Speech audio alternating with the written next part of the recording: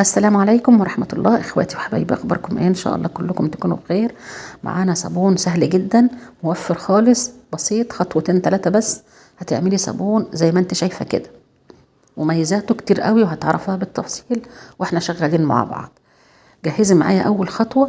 معايا هنا في البولة دي 600 مل من المية و320 جرام من الصودا الكاوية. المية مجمداها، نزلت بالصودا عليها، سخنت، هتدوب وتدوب للصودا وتبرد بسرعة ونبتدي شغل على طول.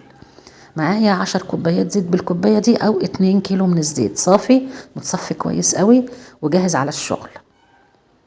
وده المكون اللي هنعمل بيه صابون النهاردة، وهيوفر لنا جدا ويدينا صابونة كلها مميزات هتعرفيها معايا دلوقتي، ما تستعجليش. حوالي كوبايتين من الصابون بتاع الاستحمام او بواقي الصابون اللي موجودة عندك في البيت. هنزل بجزء منها كده مع الزيت واقلبه، وبعدين هنزل بالصودا واقلب لحد القوام ما يتقل. الخطوات واضحة اهي. خلينا بقى نتكلم عن صابونة النهاردة وعن التوفير اللي في الوصفة. انا لسه معايا تلتين الصابون المبشور هضيفه اول الصابون ما يتقل. انا بقى استعملت النهارده قطعتين صابون بشرتهم عشان اعمل معاكي الوصفه. انت بقى مش هتعملي زيي، انت هتجمعي بواقي صابون الاستحمام اللي موجود عندك في الحمام. كده كده كلنا بنستعمل الصابون الجاهز بتاع البشره، وكده كده بنستعمله لحد ما يفضل في الصابونه جزء صغير كده بنرميه يا اما في الحمام يا اما في الزباله. انت هتجمعيه وتنشفيه وبعد كده تبشريه زي ما انا بشرته كده، او تضربيه في الكبه وتعملي بيه احلى صابون، هيبقى ممتاز في النظافه وفي الرغوه وفي الريحه وفي الصلابه. انا هنا الصابون ابتدى يتقل معايا وخلاص، ثواني بس واصبه، فضفت باقي الكميه كلها وخلاص هصب الصابون وهتشوفيه دلوقتي معانا. الصابونه دي بقى ايه المميزات اللي فيها؟ طبعا دي وصفه موفره جدا. انت يا دوب اشتريتي الصودا بس، كده كده انت عندك بواقي الزيت، وكده كده انت عندك بواقي الصابون، والميه موجوده في الحنفيه. يبقى انت اشتريتي ايه حضرتك؟ اشتريتي الصودا بس. طب احنا دفعنا قد ايه في الصودا؟ احنا اشتغلنا ب 320 جرام، تمنهم مش هيكمل 20 جنيه، هيطلع اقل من 20 جنيه.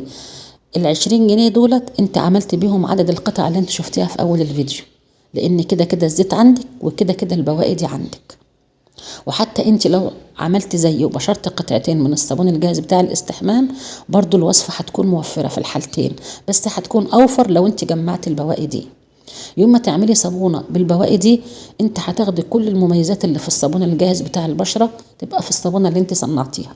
ليه بقى؟ الصابون ده بيكون متصنع من شمع المكرونه مضاف للخلطه بتاعته، فانت الصابونه بتاعتك هتكون صلبه وناشفه جدا ومش هتدوب على الحوض وانت بتستعمليها.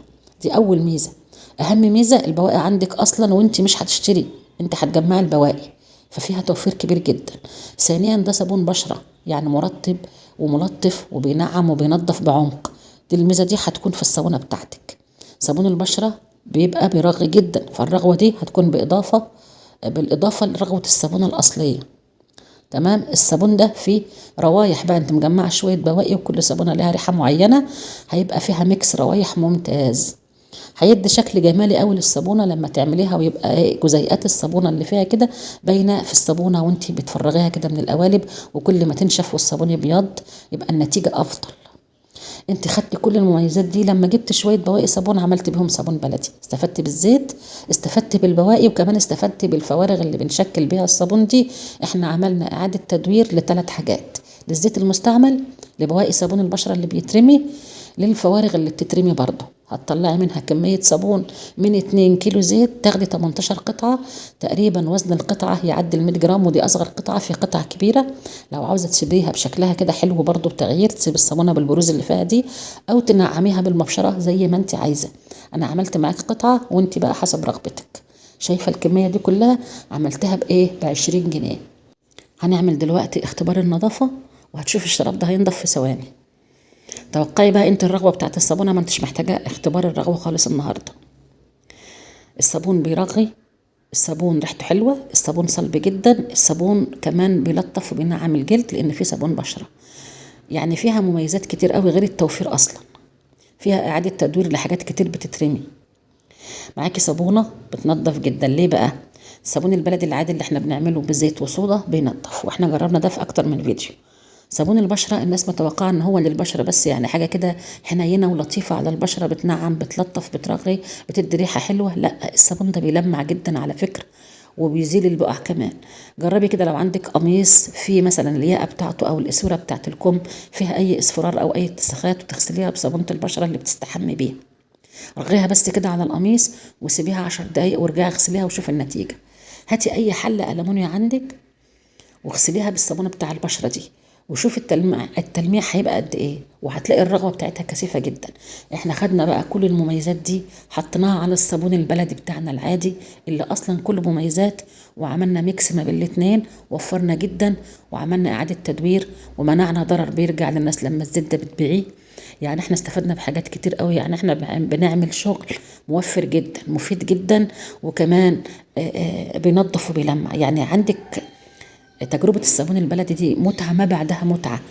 أي حد بيجربها لأول مرة بيكتشف جمالها وروعتها، وبيكرر التجربة مرة واثنين وثلاثة، وما بيفكرش نهائي خالص إن هو يبيع أي نقطة زيت.